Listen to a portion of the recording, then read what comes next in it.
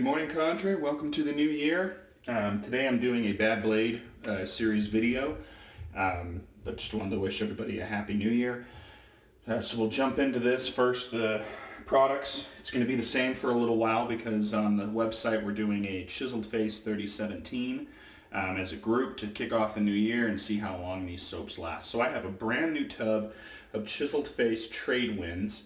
It currently weighs 170 grams with the lid off. So I'll be curious to see how this progresses, and I'll keep you guys updated in the forum if you're interested about that. But that's what you'll be seeing used here for the foreseeable future. I'm expecting at least a month's worth of shaves. I have the aftershave, obviously, to go with it. The scent on this, just real quickly, to me, it's an Old Spice with an aquatic note, and I love that. So that's the reason why I've got it. Anyways, we will be using the Timeless today, and the blade we are going to use did come from Tri-Blade, and it is the Royal Stainless Super, is what it's called. On the packaging it says, do not wipe, rinse, and shake dry. So you gotta shake it, get it super dry. On the packaging it does say Super Stainless across it, and it is a single wrapped blade. However, it is held in there, it appears, real well. And here you go. So it says Royal Super Stainless Steel. We'll jump into this one. This one is a baffling blade. So I'm going to call upon my brothers of the cadre or anybody else who watches this to please school me on this blade, because the 15-20 minutes that I devoted to research did not yield much results, and I did not really dive into it much further than that. Had no real desire to, but I have an idea of what this blade is going to be like, and that's what we're going to do. So I've also got my Sterling Bulb Badger in their ivory handle that has been blooming. So I'm going to pause you guys, and I'm going to build my lather, and we'll be back to discuss this blade. So first off, right off the bat, the scent is fantastic. I love this scent. And I will say this, the real kicker with this 3017, that's all I'm going to talk about more on the 3017, is that if at the end of this, when am I going to be willing to rebuy it, or am I going to be sick of it? So, but anyways, let's jump into this. I've got my notes here. I ran out of sticky notes, so I've got it on a piece of paper here. So this is the Royal Super Stainless. I don't have a lot of information on it, aside from very old posts on other forums from like back in 2014 where people saying, has anybody heard of this blade? What do you guys think of it? Oh, I just got a really good shave from it. I think it's really good.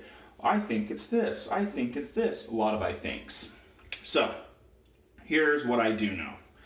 It is made by Persona in Israel. There you go. That's what I know. That's it.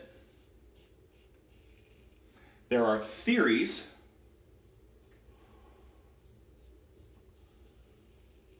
because the Israeli Reds, as they're usually referred to, that are Personas, they are usually, those are coated in platinum. There is a theory that this blade, being made in the same factory, not have any coating on it, is that it's the same, it's that blade, same blade, but no platinum coating. I find the Israeli Reds to be a very sharp blade from past memory, and I got decent results. This blade, especially once I get closer to the lower part of the neck, I do feel a little tiny bit of tugging. Not sure if that's because I have an extra day's growth, which I usually don't have, or is this just the blade? It's smooth though, but I am being left with the impression that it's not that sharp. So like I said, some state that these are the Persona Israeli Reds, just not coated in the platinum. That's very possible. I don't know though. I can't, obviously I'm not finding anything definitive there. The packaging of the pictures that I could find looks cool. Neat logo.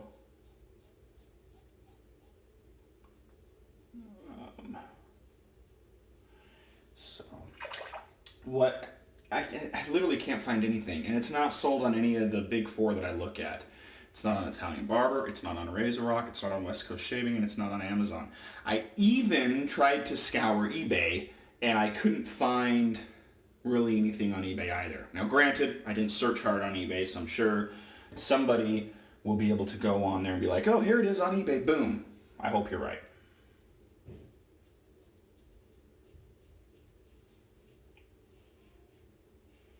Because I could not.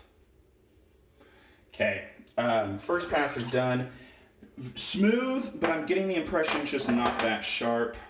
And based off of what's left, I would agree with my initial assessment. So I'm going to pause you guys, rinse, and we'll come back for pass 2. Okay, so here we go for pass 2 against the grain.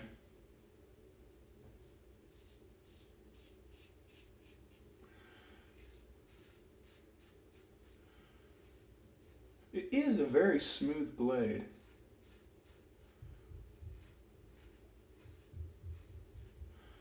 But I just am not, I'm just being left with it's not that efficient. So, I don't know. But I can't find anything on it, you know, for price-wise, which is a factor when I give a ranking. I try not to make it be the deciding factor, like we've talked about, because everybody's value on what's expensive, everybody's opinion on what's expensive is different. But I do take it into consideration. And the blades that are ranked in the 100 packs right now, they're not overly expensive. And that wasn't on purpose. There's some other blades that are in my list that I know will get a 100 pack rating. And I guess the real interesting piece will be where is it fall in that 100 pack rating. Because if I can buy 100 Parker blades for as cheap as I'm getting them, I almost wonder if it's worth to even go to another blade.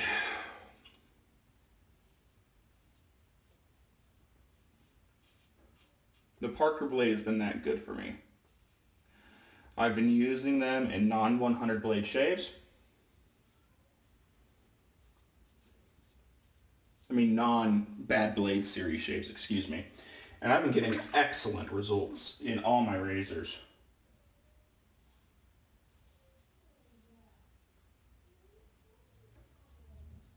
Yeah. That's the problem with this blade, guys. Smooth, but just not that sharp. But not to the point where it feels like you're rubbing like a dull blade across your face, if that makes sense, right? I mean, rubbing a dull blade across your face is going to eat you up. But can just tell it's not that sharp. So we're going to do a little bit of cleanup, but I'm not going to push it.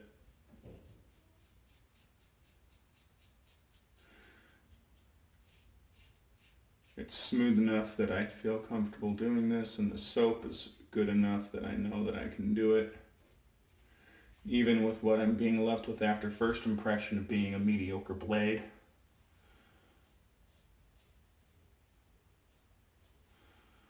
So, but good nonetheless.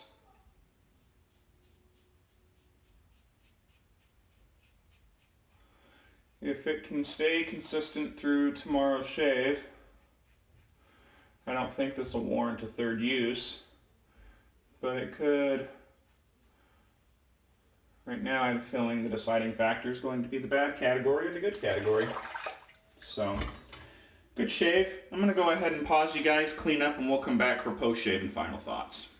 Okay, back. I did end up actually with a little bit of irritation on my lower neck. I would attribute that to the blade just not being as sharp. But all in all, a decent shave. I'm like DFS. I've definitely got some stubble still. Cheeks aren't even full BBS, which is, to be honest with you, a little rare. Usually when I have an extra day's worth of growth, when I'm using a good blade or something to that effect, I can usually get at least BBS on my cheeks and super close to it, or achieve it on my neck with the DE razor. So That was a little upsetting, to be honest with you, in that regard to this blade. I don't know. We're going to see how tomorrow goes. I still think it could possibly redeem itself into the good category, but I have a feeling it's going to be bad. The option still stands. I would love to have you guys, if anybody can find more information on this, please add it to the thread. Pricing, anything along those lines. If you can, maybe these have been discontinued. If you can find that out, maybe. I'm going to still look, but if anybody else finds anything, please add it and let me know. That'd be awesome. So anyways, here's the aftershave. Smells just like the soap. Yeah, a little bit more aquatic in the beginning in my opinion, but good stuff nonetheless. So get this applied.